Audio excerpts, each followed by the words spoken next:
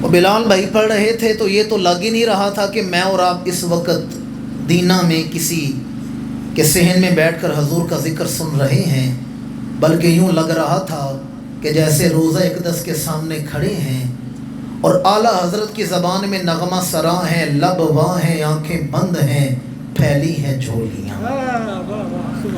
آپ تصور کریں بندہ روضہ اقدس کے سامنے کھڑا ہو، آنکھیں بند ہیں، ہونٹ کھلے ہیں اور جھولیاں پھیلی ہوئی ہیں۔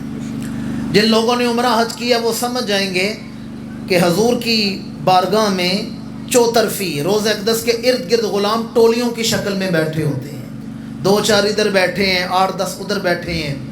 وہ کسی پنجابی شاعر نے کیا خوب کہا تھا، روزے دے چفیرے غلاماں دیاں ٹولیاں، ایک پیا سندا اے سب دیاں بولیاں۔ لب واں ہیں، آنکھیں بند ہیں، پھیلی ہیں جھولیاں، کتنے مزے کی بھیک تیرے پاک در کی ہے۔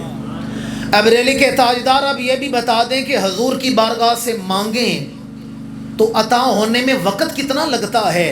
آپ فرماتے ہیں منگتا کا ہاتھ اٹھتے ہی داتا کی دین تھی، دوری قبول و عرض میں بس ہاتھ بھر کی ہے۔ اور استاد زمن حضرت مولانا حسن رضا خان فاضل بریلی فرماتے ہیں، کیوں اپنی گلی میں روادار صدا ہو، وہ جو بھیک لیے راہ گدا دیکھ رہا ہو۔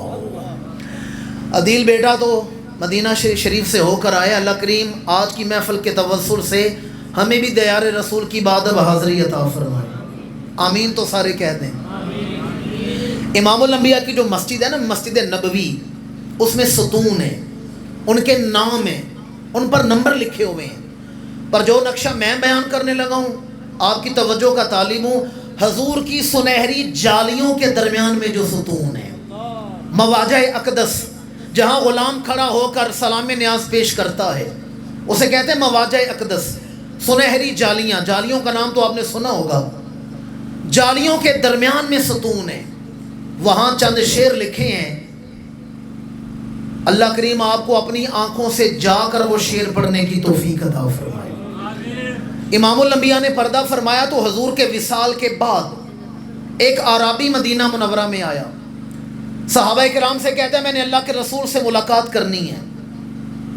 صحابہ نے کہا حضور کا تو وصال ہو چکا ہے۔ وہ قبر رسول کے قریب کھڑا ہوا، حجر عائشہ کے دروازے پہ کھڑا ہوا، وہاں اس نے وہ شعر پڑھے جو اب بھی وہاں لکھے ہوئے ہیں، ترکوں نے وہ لکھوائے تھے، اب بھی وہاں وہ شعر لکھے ہوئے ہیں۔ ذرا اس عرابی کا کو بند کر دیں، ذرا اس عرابی کا عقیدہ دیکھیں۔ وہ کہتا ہے نفس الفداء لقبر انت ساکنہ فیہ العفاف وفیہ الجود والکرم۔ وہ کہتے ہیں میری جان قربان اس روزے پر جس میں میرا محبوب رہتا ہے۔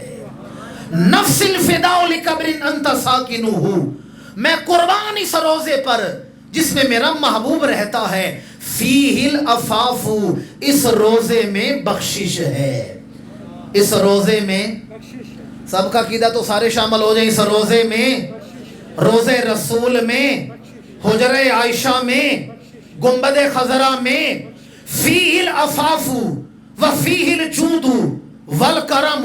وہ کہتے ہیں اس روزے میں بخشش ہے، اس روزے میں جود بھی ہے، اس روزے میں کرم بھی ہے۔ اب علماء سے پوچھیں، جود کا معنی بھی عطا کرنا، کرم کا معنی بھی عطا کرنا، جود کا معنی بھی جھولیاں بھرنا، کرم کا معنی بھی جھولیاں بھرنا، جود کا معنی بھی سخاوت کرنا، کرم کا معنی بھی سخاوت کرنا۔ جب دونوں لفظوں کا مطلب ایک ہے اور آبی نے ایک لفظ نہیں بولا، دو کیوں بولے ہیں؟ علماء فرماتے ہیں فرق یہ ہے، جود کا معنی ہے مانگنے پر عطا کرنا، اور کرم کا معنی بن مانگے ہی عطا فرما دینا۔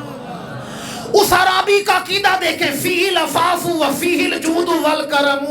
اس عرابی کا عقیدہ یہ ہے اس روزے میں وہ رسول بیٹھا ہے جو مانگنے پر بھی عطا فرماتے ہیں، بن مانگے بھی عطا فرما دیتے ہیں۔ کسی نے مانگا نہ مانگا وہ جھولی بھرتے گئے۔